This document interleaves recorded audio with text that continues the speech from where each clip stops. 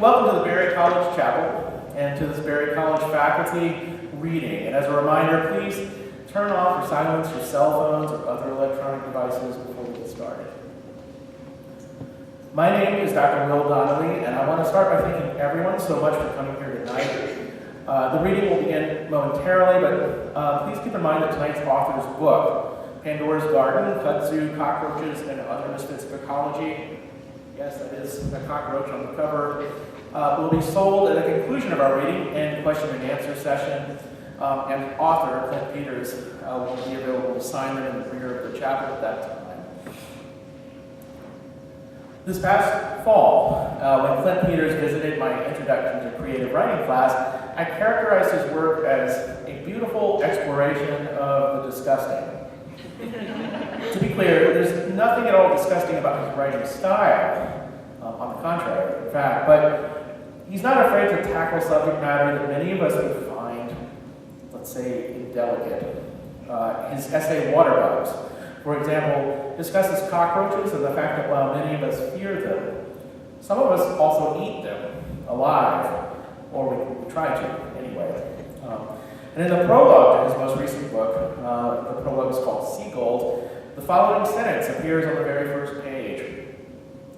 So I slid a finger across the dung and inserted it in my mouth.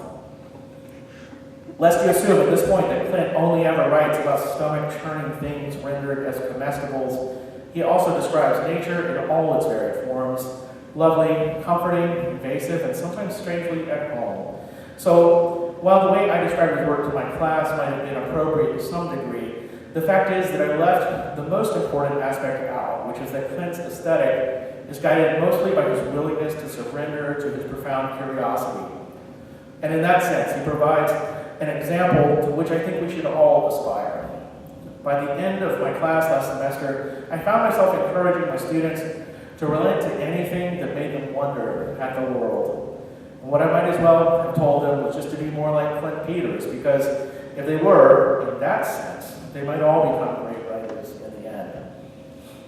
Clinton Crocket Peters is the author of the essay collection Pandora's Garden, Kudzu, Cockroaches, and Other Misfits of Ecology from the University of Georgia Press, a finalist for the ASLE Book Award. He has been awarded literary prizes from Shenandoah, North American Review, Crab Orchard Review, and Columbia Journal. His work has been noted in Best American Essays, Best American Travel Writing, and Best American Science and Nature Writing. He holds an MFA from the University of Iowa, where he was an Iowa Arts Fellow, and a PhD in English and Creative Writing from the University of North Texas. His work also appears in Orion, Southern Review, Hotel America, The Rumpus, Electric Literature, Catapult, and elsewhere. Please help me welcome Clinton Crocket Peters.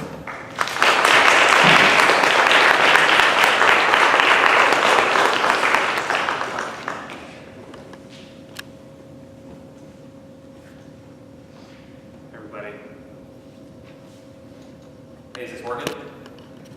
Raise your hand if you can hear me. Okay, thanks everyone. Hey, for real, thank you so much for being here. I know this is a rough time of year. Are you guys hanging in there? Are they doing okay? No one's hanging in there. Okay. Thank you so much for being here. This is great. Will, thank you so much for the introduction. I did kind of want to explain the seagull thing real quick, if that's all right. So I was walking down the beach, and I was 6 years old. Some of you have heard this story. And I was kind of an ignorant kid. I didn't know seagulls could poop. Just didn't know, you know? And I thought poop was one color, which is brown. I didn't know it could be another color. So I'm 6 years old, I'm wearing my dad's baseball cap, and I feel this like splat on the cap, and I'm like, what could that be? And I look at the hat, and it's like this white streak. And you know what I think, right? Ice cream. This is ice cream, because it's hot. And I was raised in the church, we went to church all the time, and I thought, I'm a good kid. I wasn't. But I'm thinking, I'm a good kid. This is God saying, Clint, you're a good kid. Here's some ice cream on this like hot, sunny beachside day. Here you go, just a free gift from the heavens. So I just take a big lick, and I'm like, first I'm like, why is it so runny? And I was like, way to go. And then I like put it in my mouth, and yeah, so that's what happened. So I was 6, and it was pretty bad. People always ask what it tastes like. It was very salty, and very gritty, and it actually burned, so don't try it. So, I actually thought about reading, if you will indulge me, I actually thought about reading my essay on cockroaches. Is that going to be okay? Is that okay? Is that going to work? I will give a content warning. This will feature bugs. So sometimes I will actually talk about the phobias that are entailed therein. So, and most of my stuff's pretty tame as far as like content warnings, but this is one that I'm like, well, you know, this is a trigger maybe for some people. But let's see. So this is called Water Bugs, a story of absolution. Catsauroidophobia is the fear of cockroaches. It is umbrellaed by entomophobia, a panic caused by insects, 10 quintillion individuals of which are alive on the earth at any one time. There are sound reasons to be wary of roaches, as their feces causes asthma in children, and their feet, entomological crampons, carry salmonella and other microbial nemesis that spoil food.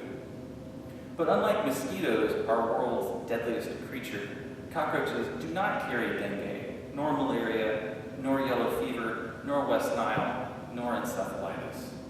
They cannot chew wiring and ignite fires in your homes like squirrels do. They cannot envenomate ankles. They cannot dump their family of 4 into steel barrels and leave them to decompose in New Hampshire for 15 years, as one human did.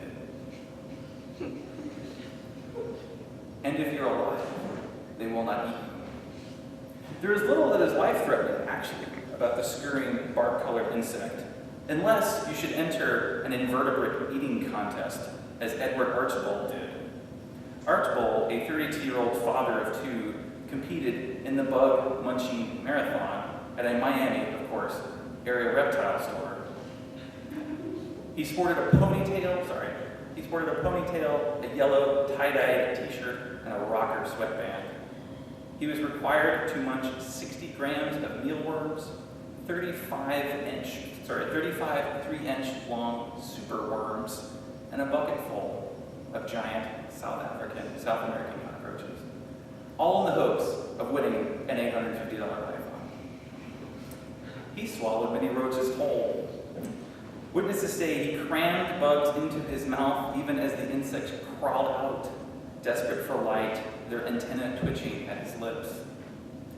Most of the 30 participants bowed out long before the contest's finish.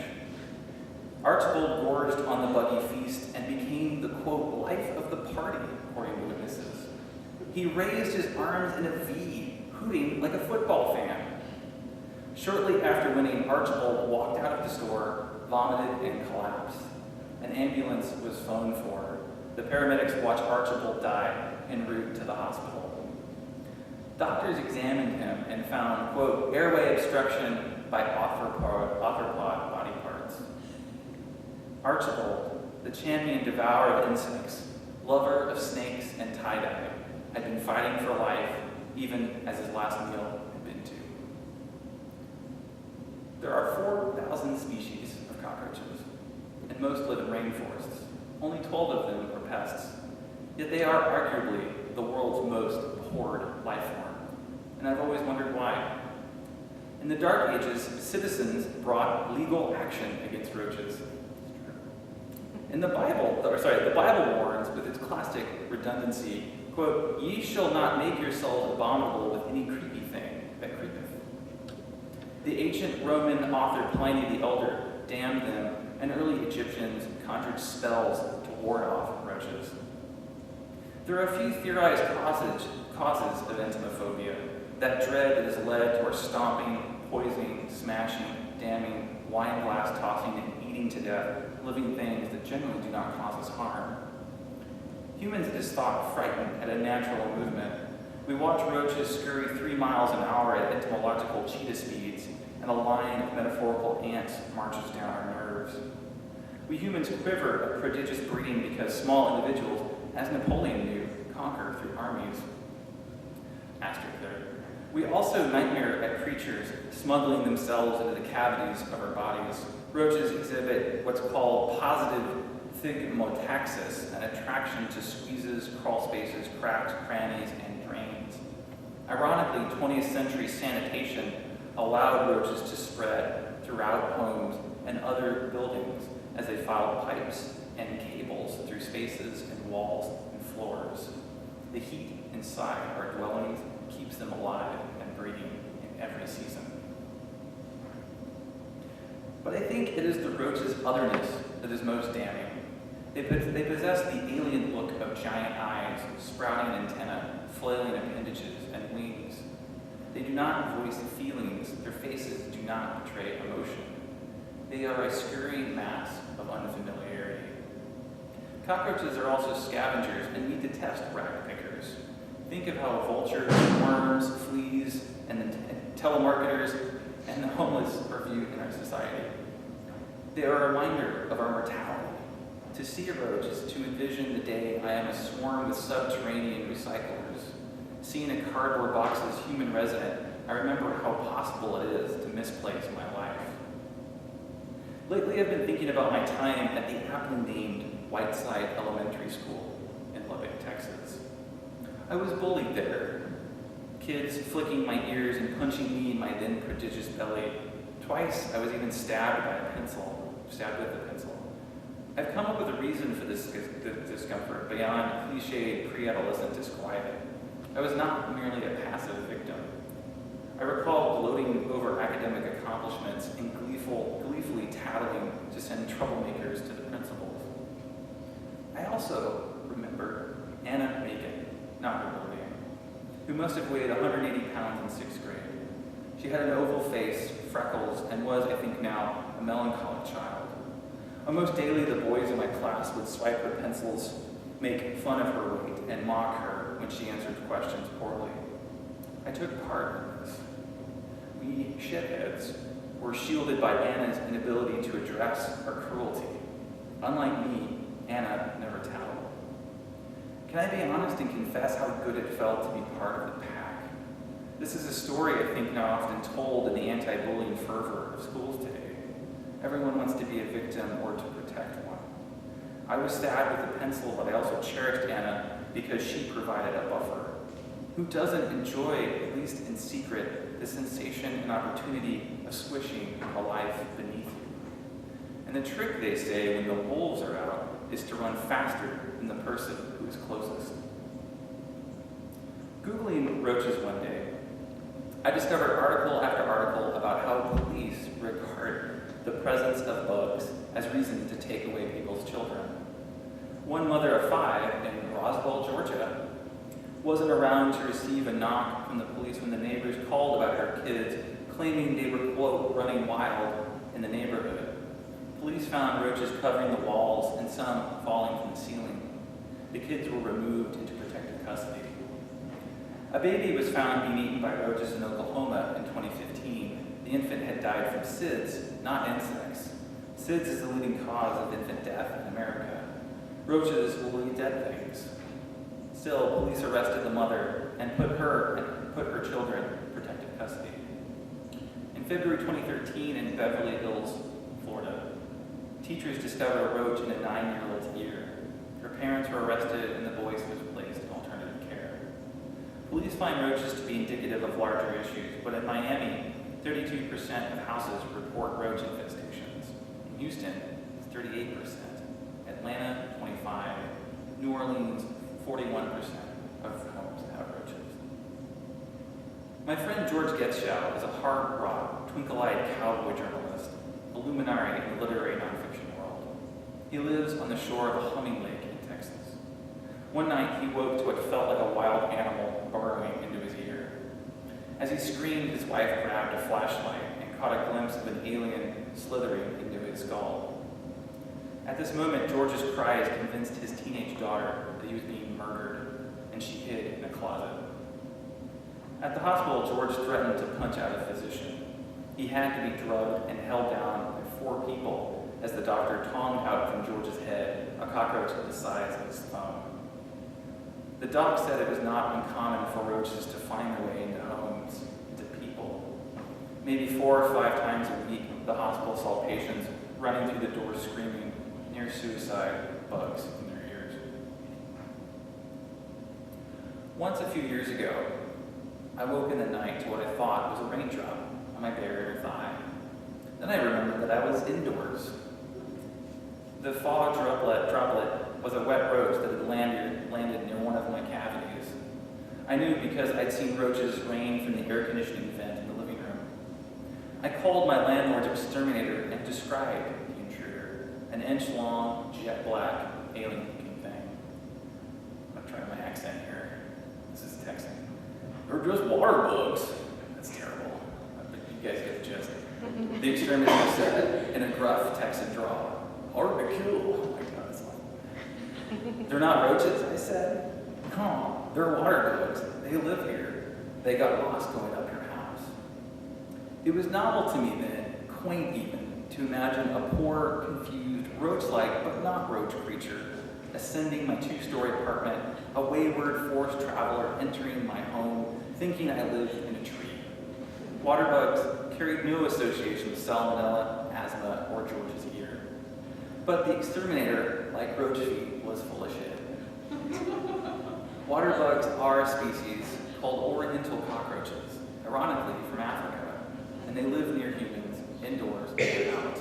They can't live now anywhere else. After thousands of years, the species has evolved to require human habitation. Like it, my ancestors, some of the first Europeans in America, are said to have, quote, discovered, settled, made, and colonized America, instead of having invaded it. We have stayed so long, many of us consider us the original population. Cockroaches were part of those early settlements. After returning from Jamestown, Englishman John Smith moaned about the other invader in America's first white settlement. In 1624, he wrote, quote, "A certain India bug, called by the Spaniards a cockroach, the which creeping into chests they eat and defile with their ill-scented dung." It is the first record of roaches in America.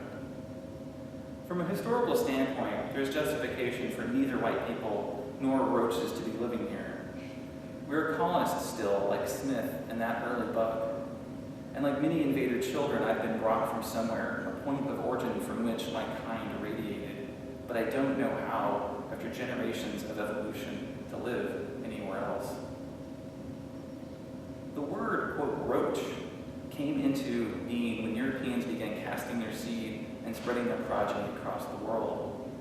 First, Europeans imported insects from Africa and then exported them to new continents. Now the word has taken on meaning as a metaphorical slight. Around the world, in desperate cultures and languages, to call someone a cockroach or a cockroach is an insult. Thus, the Tutsis were cockroaches in 1994. Criminals in New York City, according to the police commissioner, in 1996 were cockroaches. In 2002, Rush Limbaugh berated Mexicans for breeding like cockroaches. In 2015, UK columnist Kate Hopkins said that African migrants invaded Europe like cockroaches. Every hierarchy has its lowest caste and its outcasts. Lower classes know they are within the system still. The outsiders provide a buffer, a reassurance that one is not a pariah. But take out hierarchy, and not only does this liberate the bottom rungs, it shakes the foundations from the lives of everyone else up top. Every creature comes raining down. Carl Jung, the psychologist, believed our basic drives were insect-like. Quote, "The unconscious was an insect." For Jung, says Charlotte Lay, he also thought a dream of roaches was simply the unconscious communicator lodging a complaint against the dreamer. Franz Kafka's Gregor Samsa tapped into the archetypal fear when his form morphed into a human-sized bug, he terrifies his family. They secret him, hiding him from the light until slowly, alienated, he wastes away. In the essay On the Pleasure of Hating by William Hazlitt, he writes, "Nature seems, the more we look into it, made up of antipathies. Without something to hate, we should lose the very spring of thought and action." I needed Anna Macon, for without her, I was her. For 2 decades, a man in Plano, Texas, operated the Cockroach Hall of Fame. Michael Bolton, the owner of an extermination business and the Cockroach Hall of Fame, is a silver-haired, stout, square-headed man who people call Cockroach Dundee. His signature attire, a fedora studded with taxidermied cockroaches.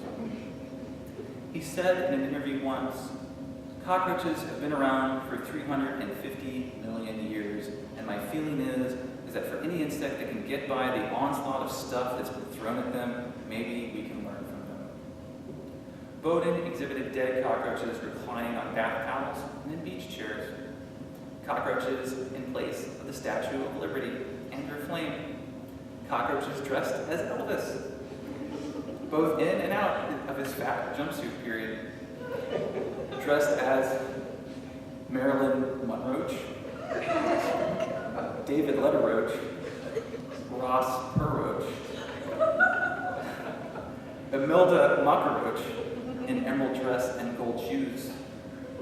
And there was a roach version of the Bates Motel, the Bates Roach Motel, complete with a tiny dead roach mother waiting on the porch.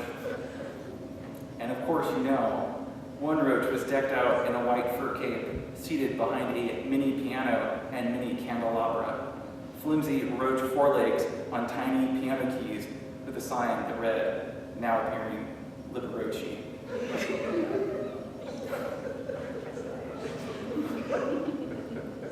And of course, as you probably guessed, there was a Last Supper with roaches, presided over by a cockroach Jesus.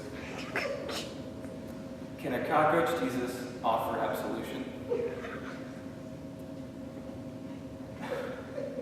Many Americans don't know, or forget as I did, that our national bird, our lovely bald eagle, a fighter jet with wings, subsists on carrion along with its fish.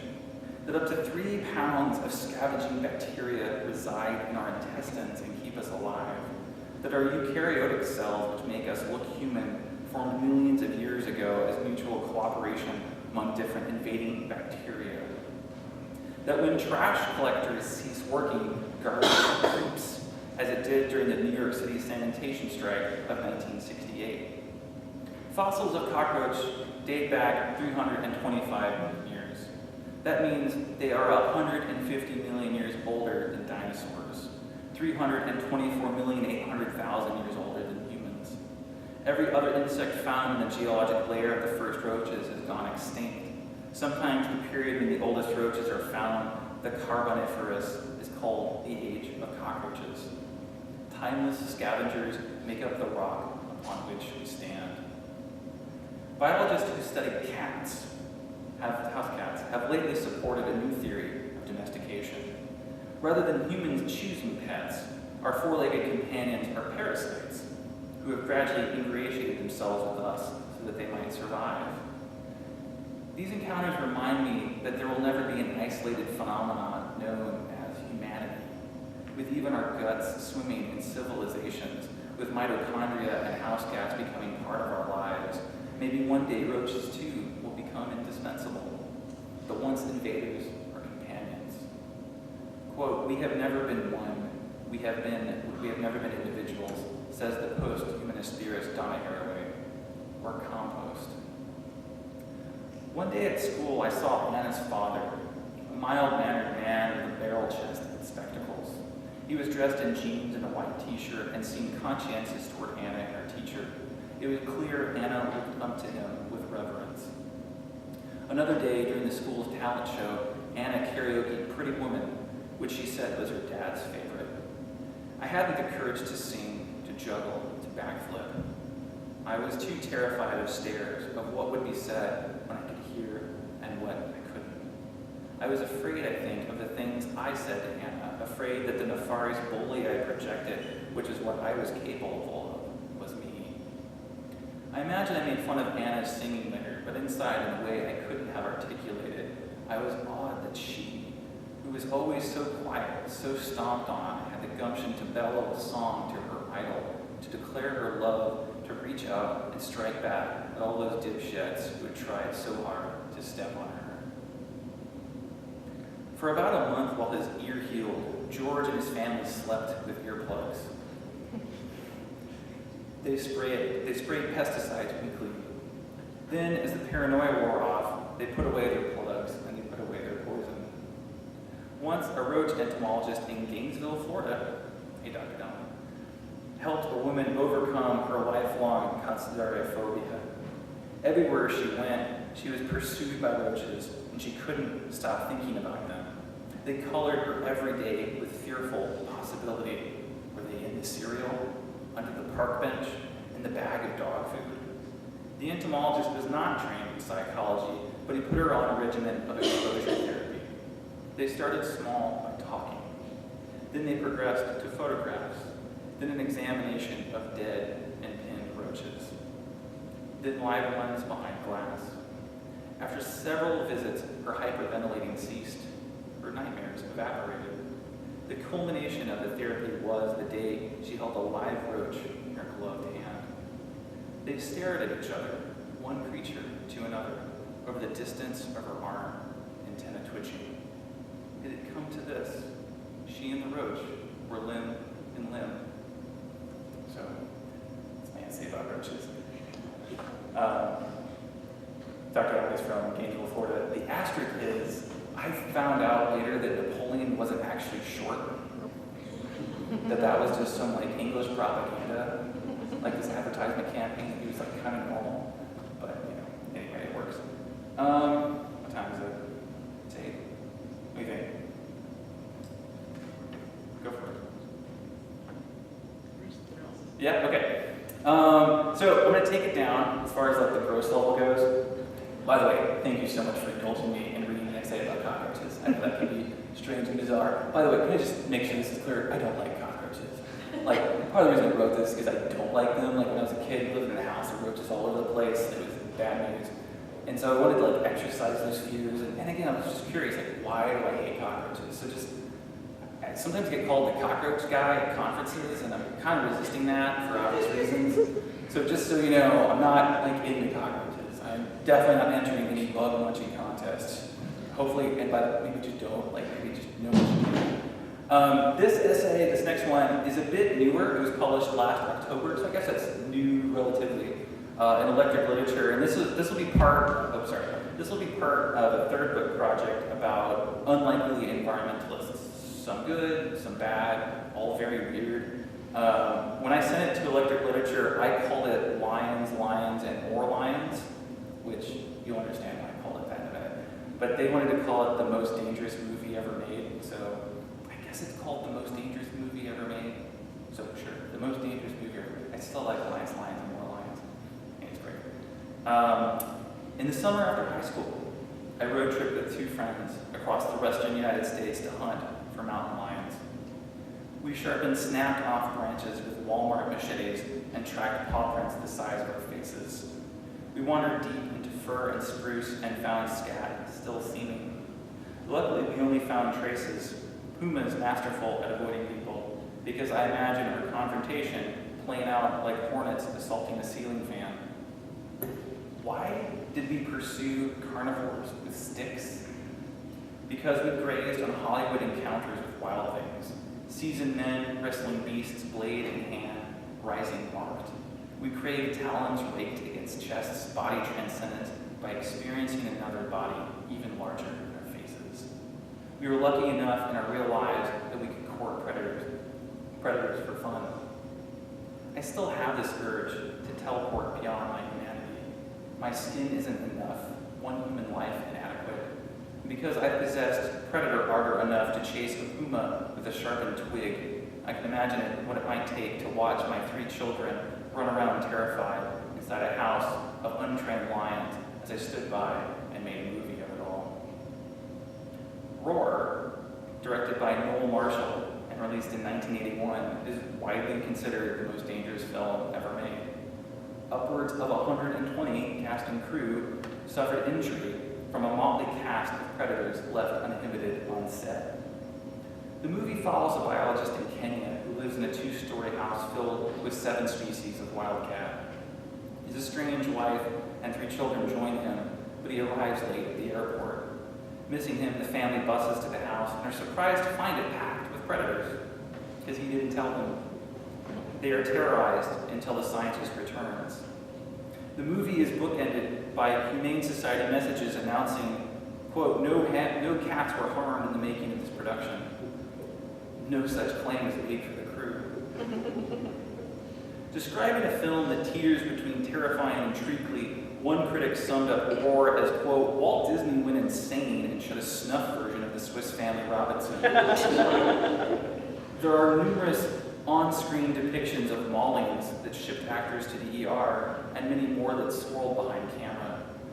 Movies like Roar don't get made anymore. They are not even imagined anymore.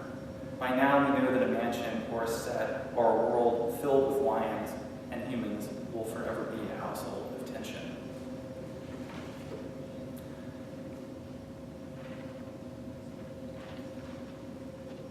Noel Marshall, the creator of the Roar, was born in the south side of Chicago, raised in the rough and tumble world of Windy City gangs. As the eldest of 12, he learned herding and protecting at a young age. Marshall later worked as Hollywood agent and producer, his fame germinating from The Exorcist, on which he was an executive producer. He was impulsive, attacking each project with an atavistic Leonian ferocity. His client and then wife, Tibby Hedren, had been working as a model and a single mother, Melanie Griffith, which you guys probably know Dakota Fanning's mom, until she later starred in a diet shake commercial and attracted the appetite of Sir Alfred Joseph Hitchcock. Hedren signed a 5-year contract with Hitch, during which time she made 2 movies, The Birds and Marnie, that in some ways would set the stage for her to risk her life with lions. One reason for owning a tiger or a bear or a panther as a pet, I think, and to a lesser extent a dog, is to bring the wild into civilized lives. Many Americans still imagine nature as a wilderness stockpile of predators, in reality gunned down to almost extinction long ago. In fact, more predators lie in human civilization, monolithic cancers, corporate poison makers, the hashtag #MeTooMen in politics and Hollywood. Stocking your home with wild animals is a way of acknowledging this truth, that even supposedly civilized domestic spaces are crawling with predators. After a brief period of civility, Hitchcock famously began stalking Hedren. He drove by her house to spy from his limo and forbade male actors from touching her. On set, Hitch left baskets of bread and potatoes on Hedren's doorstep with notes that read, quote, "Eat me." He eyeballed her when she was mid-conversation with cameramen from across the set. For the bedroom scene in The Birds, where Hedren's character is ambushed by the flock, Hedren arrived for filming and found cartons of live, furious, flapping ravens, gulls, and pigeons.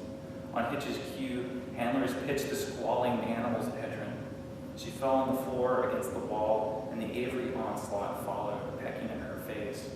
The birds were tied to Hedren so they wouldn't escape. The scene filmed for 5 days. Hitchcock once said, quote, "Blondes make the best victims. They're like virgin snow that shows up the bloody footprints." Hedren later wrote, "Harassment and stalking were terms that didn't exist."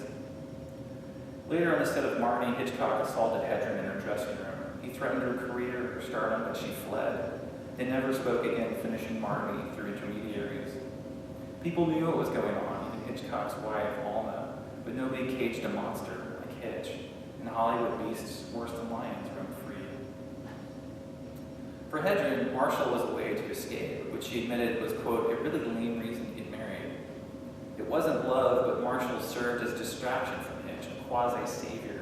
His impulsiveness seemed frank, less calculating. He was a beast of a different order. Hedren once said, quote, "I'd rather work with lions any day than ravens." After marrying, Marshall and Hedren visited the Tanzanian Serengeti. This was during the 60s when wild felines were being poached by the thousands for muffs and rugs. Dark reports circulated about wildcats being wiped out before the year 2000. Born Free hit theaters, its Academy Award-winning song conquering airwaves.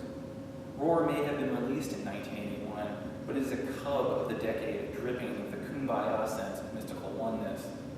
The 60s held not an accurate depiction of wild predators, but rather a sympathetic response to the misunderstandings that led to mass slaughter. On a different safari, the couple gawked at an abandoned colonial flat-style roofed house with the most massive pride of lions then in Africa. Big cats everywhere, filling the hallways, the balconies, the living room, sunbathing on the roof, peering from windows. Marshall and Hedren did what Hollywood types do. They looked at each other and said, "Let's make a movie." Before even script writing or storyboarding, they called their movie Lions, Lions, and More Lions. Animal trainers informed them the movie industry standard required 2 adult trainers per beast. Roar would come to have 150 animals on set. One handler suggested raising their own big cats instead. Before 1972's Endangered Species Act, anyone could mail order a tiger.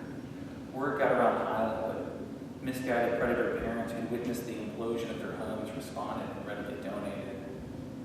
The first carnivores arrived in 1971 at the Hollywood couple's Beverly Glen home, just north of Bel Air in the mountains. The cats, many still cubs, wrestled across the boxy postmodern house, chewing on $3,000 couches, shredding designer drapes, gnarling bedspreads for tug-of-war. The cats' roars caused trouble with the neighbors. At dawn, the lions spilled outside and let sail 8 or 9 sharp guttural rumbles. Leonian thunder echoed across the hills. To the first neighbor who called, Hendrik convinced her it was a motorcycle. One male lion escaped through an unlocked door, and Hedren caught the cat in the middle of the street, headed toward Beverly Hills. Another day, the next-door neighbor looked up from gardening to see 4 adult lions eyeing her over the fence. Finally, an animal control officer arrived and served a wildcat eviction notice. Let's skip a little bit. To house the big cats, Marshall and Hedren purchased a ranch north of Los Angeles, owning 2 jaguars, 2 elephants, eventually owning 2 jaguars, 2 elephants, 4 leopards, 4 cranes, 7 flamingos, 9 black panthers, 10 pumas, 26 tigers, 71 lions, and a Tigon, a lion-tiger hybrid. The only animal Tippy and Noel turned down was a hippo. The couple built a colonial mansion. They morphed the California desert to tropical Tanzania, planting thousands of cottonwoods and Mozambique bushes. Marshall dammed a creek to create a lake, and the film's composer, Terrence Minogue, moved to the ranch and shipped in a piano to write the score with the roar of big cats underneath it. He would listen to yowls while he plucked keys. Marshall penned a script and convinced British and Japanese investors to fund the movie. Food was an immense expense. Everyday predators needed 10 to 25 pounds of meat so they wouldn't chew the crew. To let Hedren's star power shine, Marshall had her act in the lead role as a mother. For the children, they hired Marshall's sons and Hedren's daughter, who were all actors, though Hedren's daughter, Melanie Griffith, demurred at first, saying, quote, "I don't want to come out with half of the face." For the lead, Hedren wanted Jack Nicholson, but neither he nor any actor was willing to work so close to the vortex of death. So Marshall cast himself as Hank, the biologist, and was now lead writer, director, producer, actor, and lion tamer. He almost died the first day of shooting. Wanting to attract investors with footage, Marshall stirred up a fight amongst the big males.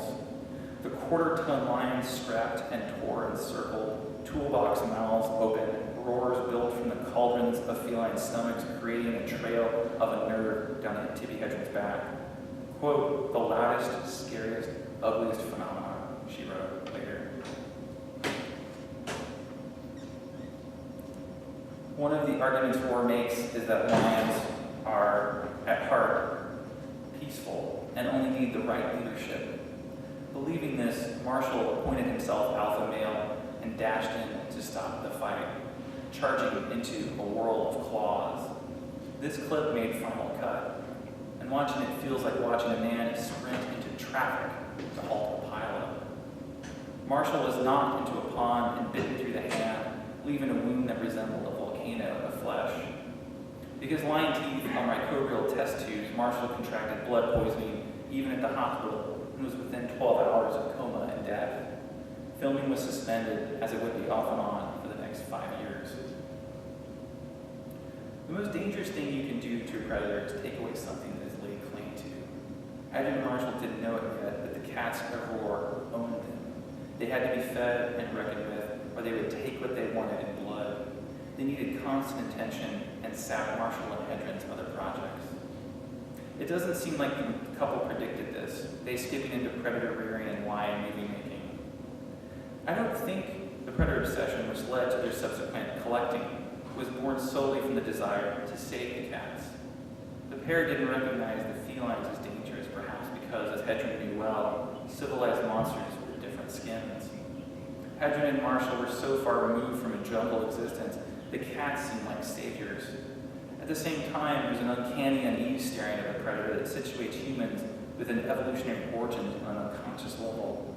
Nothing grips our inner primate mind like glancing at a creature that in another context or in another second will attempt to dine on you. This blood and claw fear soothes people in a visceral way, one of the reasons they keep housing wild predators and making movies about them.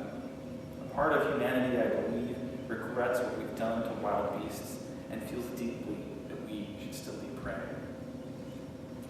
I'm going to skip a lot of it just for time. It goes bad. Just Jan de Bont, the cinematographer, he was scalped. The guy who directed Speed and Twister. This was his first Hollywood film. It's like Welcome to America. You're gonna get scalped, and lots of other bad things happen. I wanted to skip to the end. So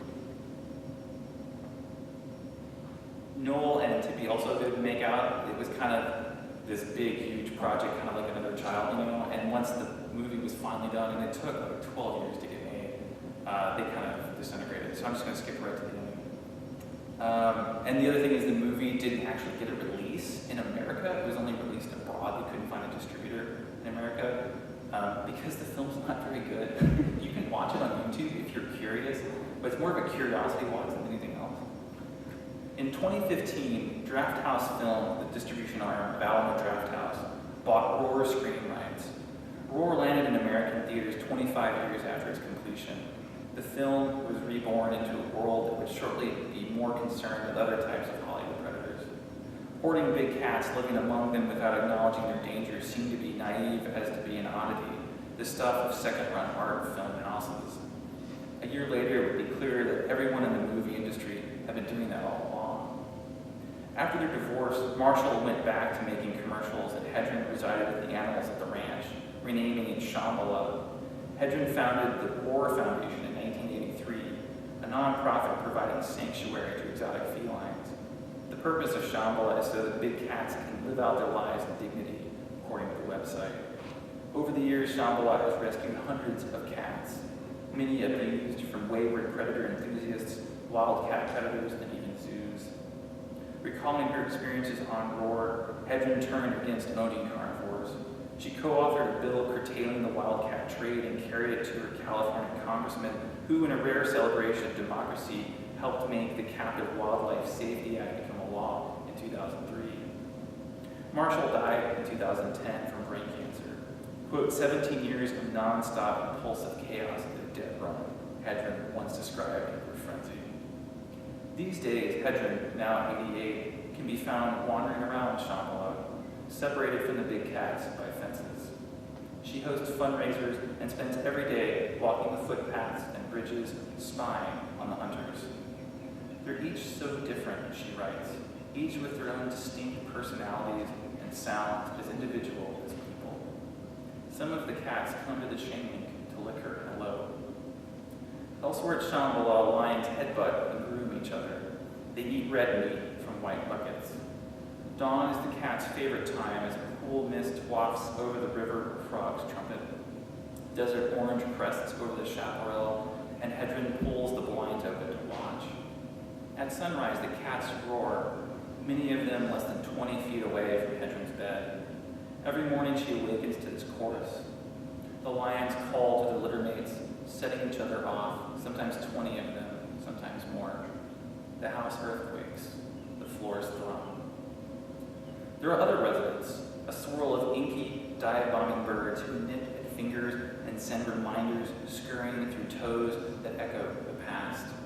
Shambhala sports an eerie and sometimes greedy population of ravens. They dine on the big cat's leftovers, but sometimes the ravens get too close and the lions and tigers swipe at them for sport, bringing one down in a satisfying display of feather confetti. The animals keep each other in check. And that's the end. So that's going to be it for me, I think, yeah.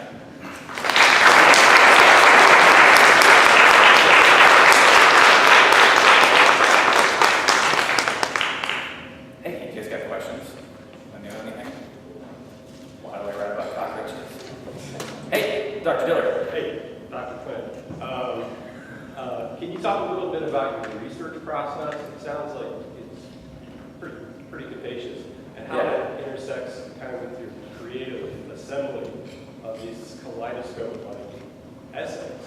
You just have so many different intersecting perspectives, and so I don't know if the kind of intersection comes first. It's kind of intuitively do the research back and forth, or how it works. Yeah, thanks for the question. I love process questions because I'm always interested in people's processes. I don't even know what you call mine a process. It's like managed chaos, pretty much. I do a lot of research because I love it, because maybe like a lot of you bookish people, I'm a nerd and I just love learning stuff. It just feeds the beast, you know. So the process will always start with it's usually a question, or it's like an obsession, or it's a curiosity. Like with Roar, I had heard of Roar years ago, and I never got around to watching it. It's like, oh, there's this movie where all these lions were left inhibited on set and are just like eating people. It's like, oh, it's this crazy thing. And I finally sat down to watch it last summer. I was eating lunch, and I was like eating a sandwich, and I watched it on YouTube, and I was like, holy cow, this is crazy. And I just wanted to know everything about this film and the crazy people that made it. And it just became this burning curiosity. So it usually starts from a burning curiosity. It's just, I want to know as much about this thing as I can. And then I'll just kind of go flat out, full steam, and just research everything I can. I'm still old school. I love going to the library. People who work with the library already, I think, know me by name, which is great. Because I kind of go there a lot and I check out a lot of books, and I do ILL a lot because there's something about the tactile relationship with text, and I know I sound really old right now, but I love like looking at actual text. So I try to check out as many books as I can, but of course not everything is in book form. You have to supplement that, and it's updated too on the internet. So I just try to find as much as I can, and just inhale all of the information I can about something. And while I'm doing that, I'm constantly taking notes, either on a notepad or in different files on my computer. And I try to manage all that chaos by creating different folders for different projects. Sometimes I have to have this is getting really nitty-gritty, is this okay? I'm getting very granular about how my computer functions. But yeah, then I have subfolders for different research categories. And if this sounds boring, for me it's not. It is super fun. This is I live for this. The research gathering phase is actually maybe my favorite phase. The least favorite phase, of course, is the first draft. Is putting all that together into something that resembles an essay, that resembles something publishable, marketable, digestible, right? That is the hardest phase. So after I'm done researching, after I'm sick of a subject, and I've written a bunch, and also what I'll do with the research process is I'll riff. So if I'm thinking about cats, and all of a sudden I'm oh, that time in Colorado where we were 20 and we decided to sharpen twigs and chase lions, which is really dumb. That's interesting. So then I'll riff on that. And I try to be uninhibited as far as my inclinations to just riff on material. Because I feel that can find a lot of connections. Some of those connections get, left on the cutting room floor, but sometimes they make the essay, they can make it really interesting, kind of add some more pizzazz and more connection. So yeah. Thanks for the question. I don't know, is that interesting? Yeah. Awesome. Thanks. Yeah. Provost Boyd? I have a process question. I love to ask writers. Yeah. How do you know when you're done? Yeah. Because, I can keep editing forever, right? And Absolutely. at some point, there needs to be some external person who says stop. But how do you know when you're ready to let it go? Yeah. I'm a little, I probably don't do what I tell my students to do, which is I often send out things for publication before they're ready. And that might even just be part of my process, is I send it out, it gets rejected, and then I have to look at it again. I am lucky enough that I have a cohort of writers that I went through MFA and PhD program with, which is one of the great things about creative writing programs, is that you can meet that cohort, you guys can like develop together, and it's a really neat thing. And I'm lucky that I have that cohort. And so we still exchange. We call it Friend Shop. Now it's on Skype because we're scattered across the country, but we still do that. And I'll Friend Shop stuff with them. And honestly, if I'm just sick and tired and like disgusted by the things that I've written, I'm done. You know what I mean? Like if I'm tired of looking at it because my eyes want to leap out of my skull, then I'm just, I gotta put it down. And that's that. Yeah. But yeah.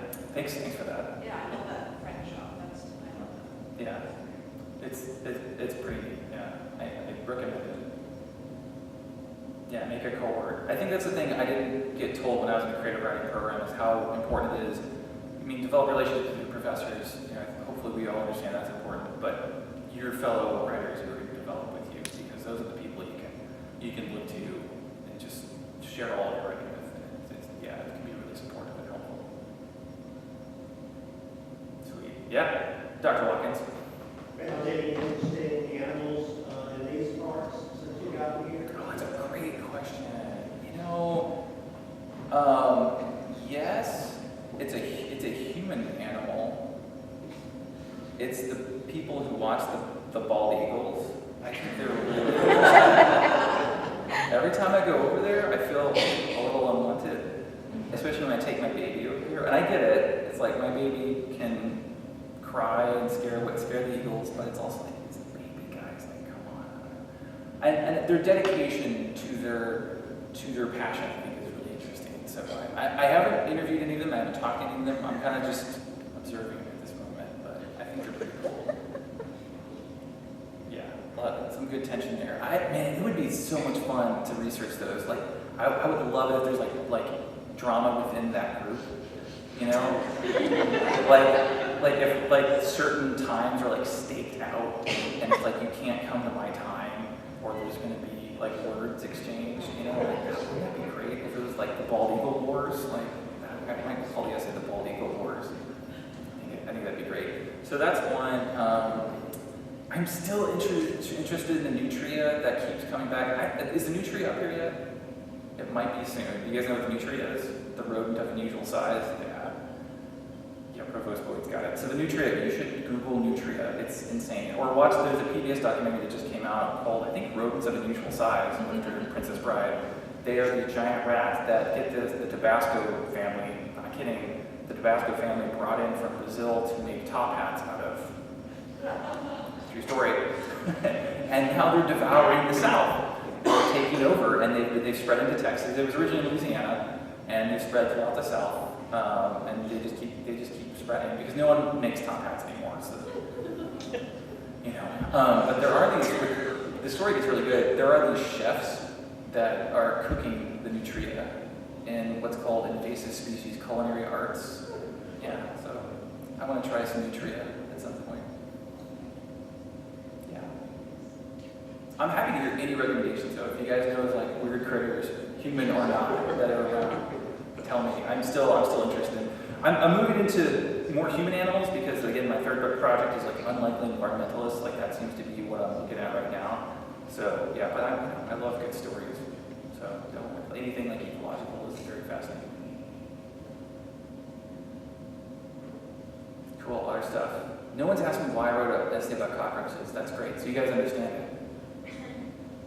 That feels pretty normal, yeah? No. Yeah, just kidding. Okay, well guys, thank you so much. Oh wait, oh yeah, oh I know it's coming. Yeah, I know it's coming, hit me. So we started this tradition when Jericho Brown came to the campus, and he was obsessed with this person. But what are your opinions on Beyonce? Who's that? Okay. So, you know, I've had some time to prepare because I've seen you ask this question 5-6 times, I don't know. And I don't think I've prepared a good answer. But, so here's the thing, I feel like I am either tone deaf or I have a tin ear or whatever. My students have all heard me try to do accents in class, and they're terrible. My accents are like, even when I try to do like a Russian accent, it doesn't even sound like bad Russian, it sounds like bad French, you know? Like I can't, and like when I try to do bad French, it sounds like like Texan, it sounds like nothing. So I feel like, and I really realized this last Christmas. I was researching Christmas music for no good reason, other than Christmas music, some of you probably know is fascinating, right? A lot of Christmas songs were made out of like very interesting circumstances, right? A lot of it's like dark and tragic. And I was like writing this essay because I thought it was really interesting, but then I ran into this wall of, I don't understand meter, I can't read music, like even things like iambic pentameter, like I can't even wrap my head around that. And you're like, what's a stretch? Like, what is that? What is that? I don't understand what that is. I'm such a visual person. I love movies because it's like it's quote unquote a visual medium, even though it's not true. It's like half audio, half visual, but I like fixate on the visual because I can hold that in my head. I think in pictures. All this preamble to say, I was in a long road trip with a friend that shouldn't have been long, but there was 2 car pileups. There was 2 pileups on the I-35 highway in Dallas.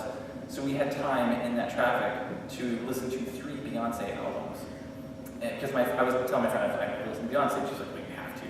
So we did, and I liked them all. But there was one song on one of the albums that we skipped over because my friend was like, oh no, that's a bad song. I was like, well, let's listen to it. I'm getting the Beyonce experience. And we listened to it, and it wasn't bad. It was like David Lynchy, psychedelic, like creepy. I didn't understand it. And I was like, okay, that was bad. So other than one song on one album, I like Beyonce. So, yeah. And you're going to ask me what song was that in which album? I don't remember. But I don't even remember which albums we listened to, but it was 3 different ones. And it would be great. Good way to spend time in traffic. Yeah, so that'll, hey, for real, thank you for being here. I know this is like a rough time of year. I hope you guys are doing okay. You guys are great. Thank you for coming out.